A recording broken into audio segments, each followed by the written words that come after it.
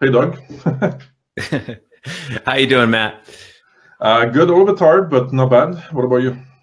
Doing great. Got a great workout this morning. I've got, worked with my team and as well as did some client work, and it's only 8 a.m. on the Pacific time. So feeling good. Very nice. And I saw that you got some rest in the last few days. Some time in nature with family. Absolutely. Yeah. We try to get out with family and nature every day, but we definitely did it on a bigger scale this weekend, which we always try to do. I think there's a lot of entrepreneurs that wish they had a nice lifestyle like yours. A lot. And so, I'll tell everybody watching this, if you're a business owner, especially if you feel like your wheels are just stuck spinning, you're not going where you need to be going. And, often I say, if you're in the same place today that you were last year or 2 years ago, that's the problem. And back in 2007, I worked really, really hard, frankly, to get out of that. And so kind of built a system and built all my businesses around my life rather than the other way around. So we enjoy it often and I love it. Wouldn't have it any other way now. So will today's topic kind of bring them closer to that vision? Yeah, absolutely. Today we were going to talk about basically omnipresence or awareness is what I would call it. And really becoming an authority is what it comes down to. And I think today what we talked about before is something that I talk about often, and it's a frustration that I think business owners, entrepreneurs, and just experts have issues with is, whatever your niche is, your vertical, the one that you're going after at this particular moment, maybe you've been going after it for years, there's somebody else occupying that space, right? That platform that you're on social media, and they're probably not as smart as you, not as good as you, but yet they have the audience. And unfortunately, as business owners, oftentimes we don't build that awareness around ourselves and what we're doing and around what our business is doing. And so that keeps you really kind of in that dark room, so to speak. And I think of the guy, from Office Space with the stapler. I think of him when I think of the guy down in the basement, just working hard, but not really picking his head up to get that awareness to allow him to actually go out and do epic things, really. So what does it mean to be omnipresent? What would be your definition of it? So omnipresence is a word that a lot of people use. We use a different terminology internally in our agencies that we have. But really what omnipresent, what I would say is just being everywhere. So what I think we as business owners can often do is we can focus on one particular vertical, right? So we assume we're B2B. We're a high-tech B2B company. So we assume that we need to be on LinkedIn or Twitter only. And we have to have some kind of company presence. And all we're doing is pushing our agenda on those platforms. But we forget that we're humans and our clients are human, and they're probably on Instagram. They're probably going to be on Facebook. They might be on Pinterest, right? And so being omnipresent in this sense is being on all social platforms, right? And so having a unified message, of course, the message changes on each platform, but having a message on all platforms, but then also email on your website.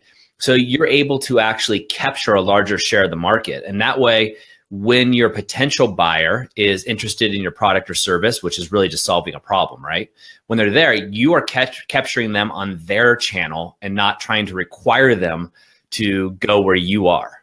And so omnipresence to me, as far as an entrepreneur or business owner, means being everywhere, really spreading your message as much as possible. So how do you find the time to be everywhere? Because, to post on each platform, it requires a certain amount of time. So how, as a busy entrepreneur, how do you find the time? If you don't have someone that's dedicated to doing this, every day, all day, to managing your social media accounts and creating content, how do you find the time? So great question. You make it. So there's two things. One is I'm a big believer in doing what you do best and hiring the rest, right? I don't do my own bookkeeping. It's too time consuming and I have zero interest and I'm not good at it, frankly. So I would outsource it like you would outsource anything else. I think as business owners and entrepreneurs, we don't look at awareness and the ROI that it's behind, right? That is the commodity right now that everybody's trading in is understanding who people are, who businesses are. And we might go to expensive dinners. We spend money on equipment. We have these expenses and on ads that we justify in our bottom line when we look at a P&L.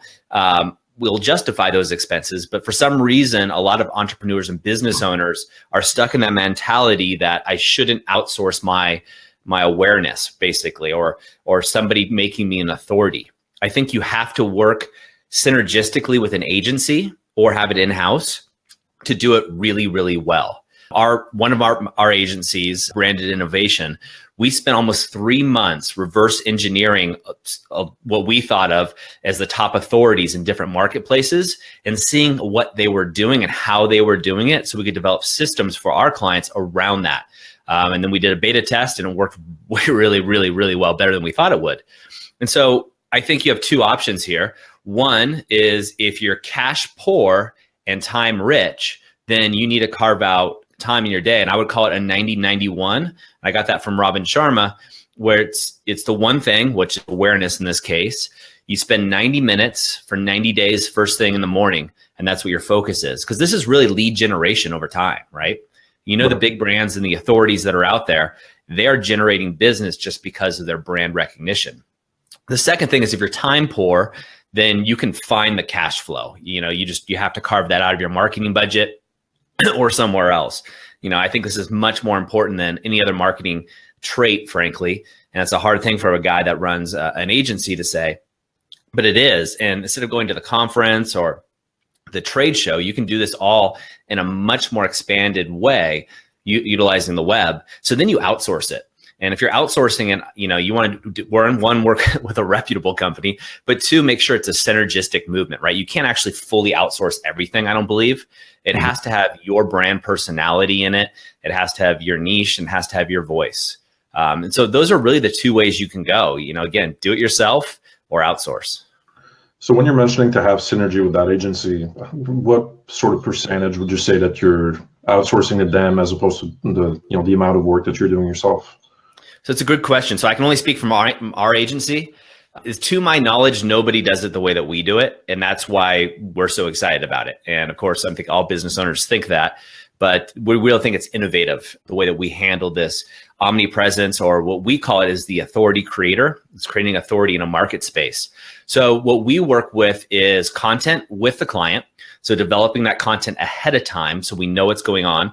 The key is having a strategy behind this. Because this shouldn't be a spray and pray type mentality. You know, you're not just posting cat photos and hoping people like them. Now, this has to have an ROI, a return on the investment for the business. And how is that strategically being laid out?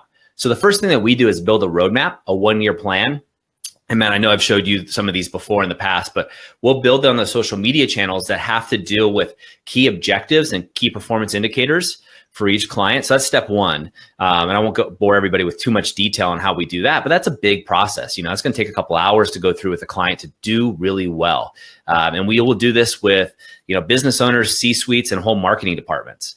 And then the next step, what we're going to look at is what are the objectives for each channel and things what we need, or you should be giving, I'll say that, to your agency, if you're working with one, is they need image assets, right? They need video content, and whatever your strategy that you're producing really shows, right? They're going to need those immediate assets. So we work in two ways. One is our clients can give us those assets, and we have actually a calendar. We have a project management software, and just like you do, that runs them through exactly what we need and when we need them. And the second phase is we will actually contract out with a videographer and a photographer in their area, and they'll come in, we'll set up days, and then we'll have stage shots and shots that need to be going out there. And then also content. What content are they doing? And then really being in touch with what's going on. One is in their industry, and that's kind of easy for us to figure out, right? But what's going on within their business? Because when you look at the stats, and I've had an agency for a very, very long time, and I've been able to look at stats across, just about every industry you can possibly imagine. People read stories about people more than they're going to read stories about products. And so it's really important for a business to have a face of that business and have a really good brand story and talking about what that business is about, right? And what the people are doing. And you're going to get larger engagement. And once you get that engagement, people kind of go through that know, like, trust factor. So those three in that order: know, like, trust. Then they start diving in to more product details. Any tips in terms of the type of content? Should it be more video to be more engaging? Should it have a certain frequency? Should you post, every day, once a week? What do you usually recommend for people who want to have a omnipresence on the web? So first of all, post every day, period. Multiple times if you can. The half-life of a social media post is pretty short, right? So for example, if I post something on my Facebook page, Matt, and you come by and you're checking Facebook every day or every other day, you may not see it, right? Because there's only so much real estate in that feed. Same thing with LinkedIn, same thing with Twitter, same thing with Instagram, same thing with Pinterest, and also YouTube, unless you go directly to my channel. So with that being said, this is kind of that political answer that nobody wants to hear. There's software out there you can buy and purchase that will tell you exactly the type of engagement you are currently getting, as well as your competitors. So if I was trying to be omnipresent, and I'm going against you, Matt, and not that I ever would, because we work together, but if I was doing that, what I would do is look and see exactly what your business is getting. Are people reacting to video or text, and how long of text on the different platforms? And so that information and data is available to you. And I think it's foolish not to utilize that data. It's foolish not to look at how are your customers actually engaging, because as one of my early business mentors told me, he called it kill your darlings. That's what his name was for it. And what he really was saying was, hey, there's things that we as business owners fall in love with, our ideas, right? And so now at this time in the internet age, even more than ever before, we have all the data and numbers. I can actually go look at a screen and tell you exactly what content you should be producing and what channels it should be on. So I could tell you, hey, Matt, look, on Facebook, your audience is sharing more when you produce a video with text under 500 characters. And these are the days, especially when they're actually engaging and sharing on that. So we're going to build that into your strategy. Of course, there's a question we want to ask, right? And that's kind of the chicken or the egg, right? Are they engaging on those days because that's the only time you put good content out? Or are they engaging on the days because it's the best time for them and with that type of content? And so we're going to look across your competitors' platforms too and see if we can notice a trend on there. And usually we can. And then we're going to keep testing it and keep watching and seeing what's happened as people change. But as you know, video is king. Video is just where everything's at. And that we're doing this video here.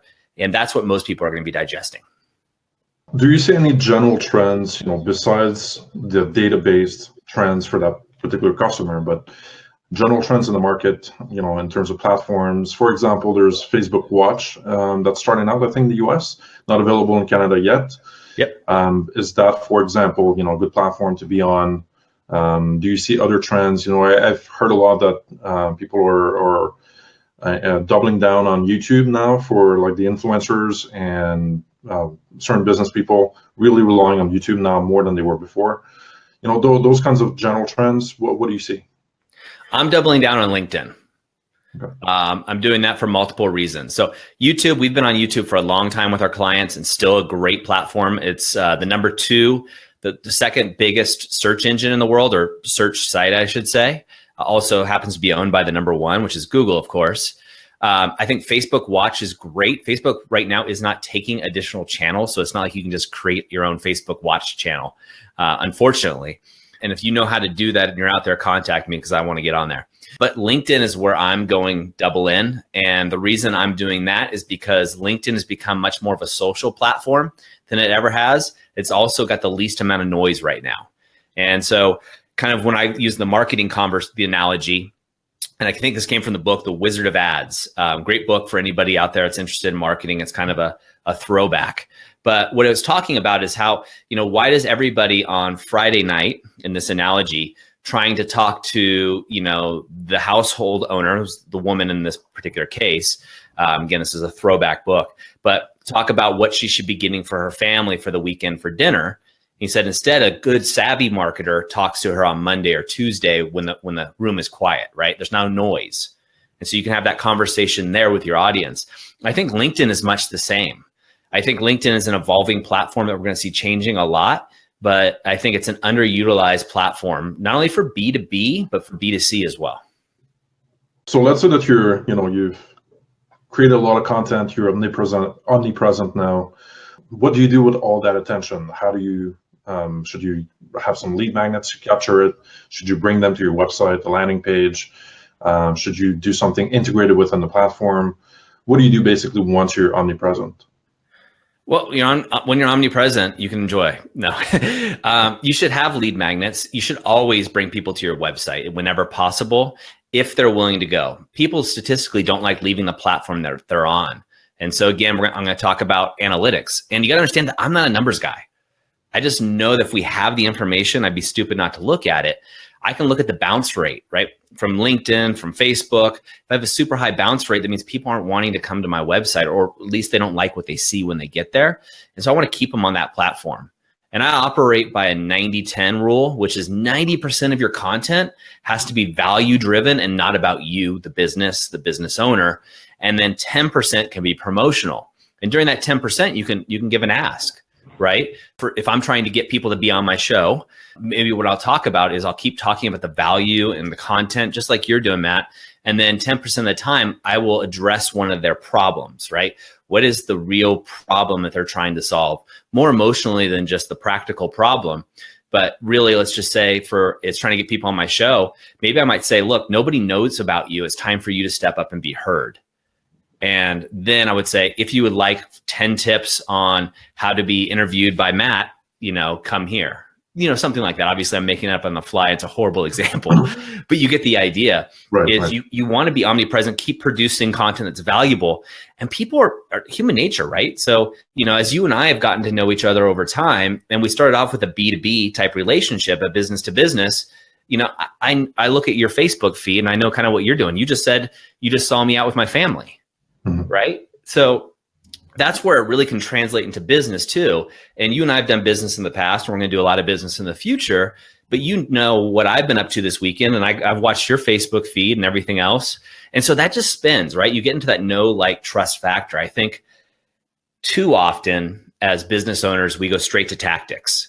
What's the tactic? What's the tactic? And I think we forget at the end of the day, how do we like to buy? How do we like to be treated as people? You don't just go into a restaurant or a car dealership or wherever and just go right towards the tactics. You go in, you want to feel good about the whole situation, and you go back to the same places, right? We shop at the same places. We do business with the same people. We don't just switch based on just price or, just a comparison chart. We do business with people we know, then we like them. And if we trust them, we continue to do business with them on long terms. And that's where this authority creator really comes in handy, because you could create authority in a marketplace. People trust you. They trust what you're saying. And then if you believe in your product, which you should, and if you don't, get out of business now, or at least switch, then you can start recommending your products and services to them. So how would you go about helping people maybe that are watching this, entrepreneurs that want to be omnipresent and build their authority and get more customers, of course, from that? I mean, it's really a lead generation effort. Sure. How would you go about helping them?